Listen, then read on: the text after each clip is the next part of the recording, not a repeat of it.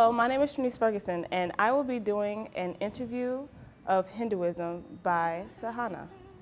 Hello, Sahana. Hi, my name is Sahana. It means patience in Hinduism, in the Indian culture. And it's also a name for goddess Lakshmi, who is supposedly the goddess of wealth. So that's a little, so you can remember my name. My name is Sahana. Okay. It's a beautiful name. Thank you. So do you know any history of Hinduism? Well, I looked up like why it was called Hinduism, and I actually spoke to my dad about it before, and he said that, well, even in a lot of Indian movies right now, when you talk about India, they say Hindustan. They would say Hindustan Hamara, so our India is literally translated that way. And so the people who live in India, in Hindustan, are called Hindus.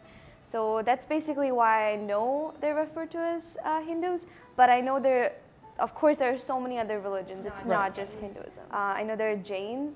Jains are actually the set of people who are very, very closely related to Hindus because they're also vegetarians. Mm-hmm. They're very strict followers and they have certain principles that they really strictly follow. Right. So I have a little overview of Hinduism. Okay. It is said to be the oldest living religion. Mm-hmm. It is the third largest religion. It has 1 billion followers, and about 98% of the followers are in India. There is no really single founder of Hinduism, right? Agreed, yeah. And no real scriptures except for the Vedas. Mm-hmm. Have you read any of those? I actually haven't. No. I do know like certain things that they believe in and the basic core principles and stuff, but I have not really like read the scriptures or anything. I just know like certain prayer things that we say, and that's all. Yeah. 'Cause I technically didn't grow up in India. I grew up in Russia, so it's like so much more different. But my mom is extremely religious, and she always tries to see the good in people, and I think that's one of the actual like core principles that they talk about in Hinduism. So have you ever been to India? Mm-hmm. Ever since I was like 6 years old, every winter vacation we used to go to India, and my grandpa actually he prays for 6 or 7 hours a day, and he has a lot of little idols that he worships on a daily basis, which I think it's a very generous way of prayer. It's 8 hours of prayer, and you're not being selfish about it. I think that is one of the most amazing things about Hinduism. Yeah, it's very spiritual, right? Exactly. And that comes with the Atman. Do you know Atma. Atma. Atma. I would say it's the higher soul in you. Once you realize that what you're going to do in this life is never going to leave you, it will stay with you forever, you will automatically try to do a little bit better because this Atma is going to remember this and live on, so I have to try harder. Yeah. So I think that's kind of one of the, it's like a strategy to trick you into like doing good stuff. Yeah. That's what I think. I do believe in that as well. Like, and I know it also goes with the concept of karma. Yeah. Like you have to do good, and then good things will happen. If you do bad things will happen. So it will follow you, right? It will be the reincarnation thing. For Hinduism, they also see religions as one whole religion. There is no one way to be a Hindu. Right. You can do it in many different various ways, and that's why it is complex. Like you can't really teach this, I think. It's more like it's like a learning process. Like for example, I'm a Hindu. My best friend is a Hindu too, but like he's a non-vegetarian. I'm like a core vegetarian and stuff. So he's a non-vegetarian, but every Tuesdays he doesn't like eat any sort of meat, like for sure. And that is something that his family practices. They call themselves Hindu, so not every Hindu is vegetarian. So you have like these little differences that it's not very evident, I think. But once you talk to them, the way they practice it is different. And they all like come under the common roof of Hindu. So it's very confusing. It's like, okay, you're Hindu, but how do you act like a Hindu? How do you behave Hindu? But it's different. That's why it's like complex, I think. Would you say you have a specific practice in the Hinduism religion? So did you read about like the caste system and stuff? Yeah. So I belong to the Brahmin caste. A lot of things that like Brahmanism is associated with is hygiene. Like even my grandmother and stuff, she doesn't cook unless she actually takes a shower. Does not even like for every single meal she prepares. And she cooks a lot, you know, she's a grandmother. So I know that in this religion there are many gods. Which god or gods have you prayed for or I think the one we always pray to is Meenakshi. She's actually, so I wear this locket, and it's supposed to be the instrument that Lord Shiva plays. So there are three main gods, Brahma, Vishnu, and Shiva. I follow Saivism. I'm a Saivite. Okay. Meenakshi is supposed to be the wife of Shiva. So I think we pray the most to Shiva and Meenakshi.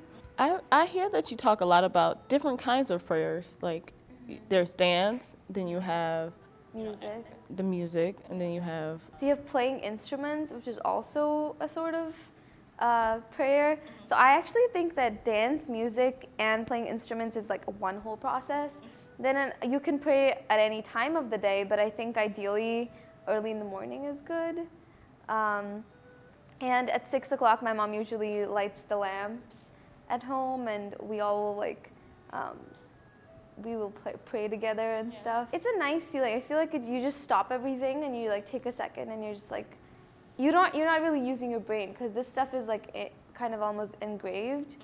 I would say every Thursday night or Friday night, I'll watch either a movie or something, and meanwhile my hands will just write this one verse, Om Namah Shivaya.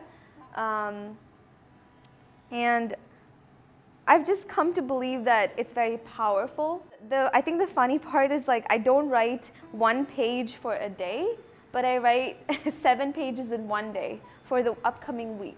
I used to feel so restless. I used to just be like, oh my God, like I probably need to pray, but I don't really have the time. This is like a way I can do both, I think. Doesn't matter what it is, but the Hindu culture is very colorful and vibrant. And recently we had the festival of Holi, and it starts with people putting color on each other. And you have strangers like just like sneaking up on you and just throwing color on you. And they always say, "Bura na mano, holi hai." So that means like don't take it in a bad way. It's just holy. So now we're kind of gonna go in the more historical sense. I'll try my best. Okay. So actually, the beginning of Hinduism started in 2000 BCE, and it was the Indus. Valley? Is it Indus Valley? Indus Valley. Yeah. You know something about that? I know what it's supposed to be and like how it originated near a river, the Yeah. Sindhu River and stuff. And then I do know that like there was a mispronunciation that happened. Yeah, it was by actually it's by Muslim invaders. They had lots of them. Yeah, they they mispronounced Indus, and they said Hindus. Yeah, yeah.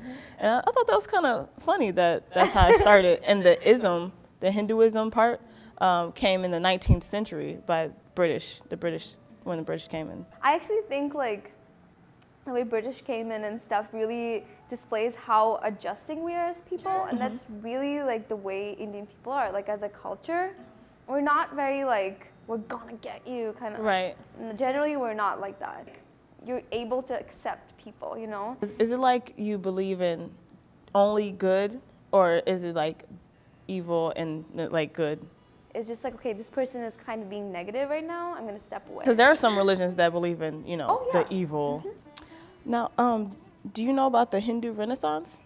Not in depth, I would say, but sure, you can tell me about it. This is the time where,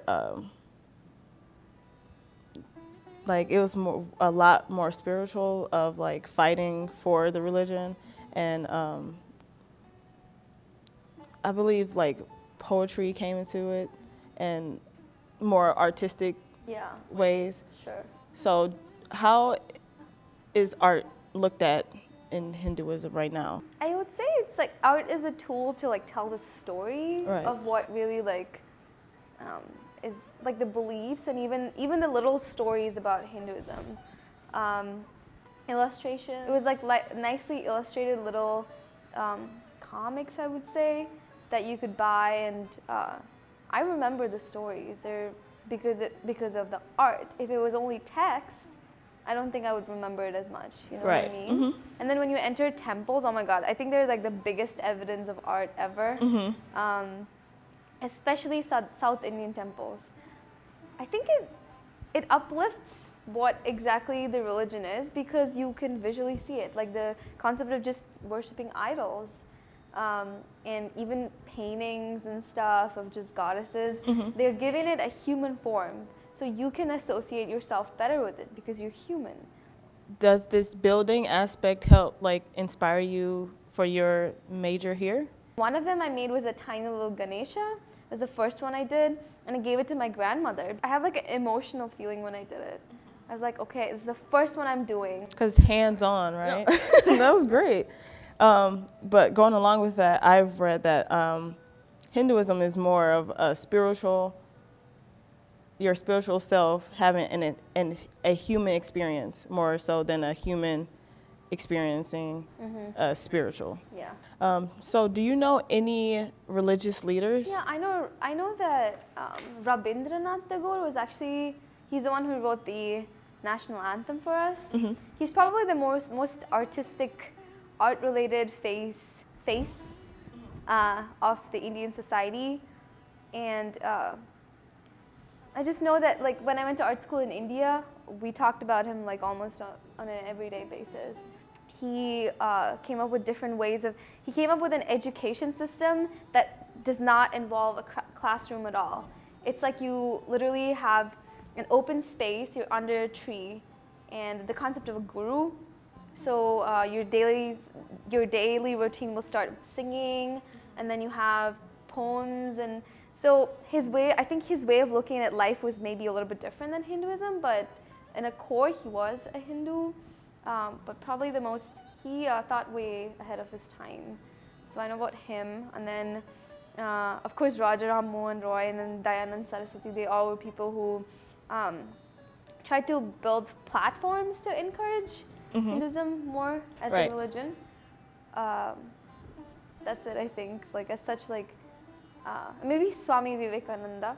I don't know much about him though, but he has given so many different speeches, and even now you have, you have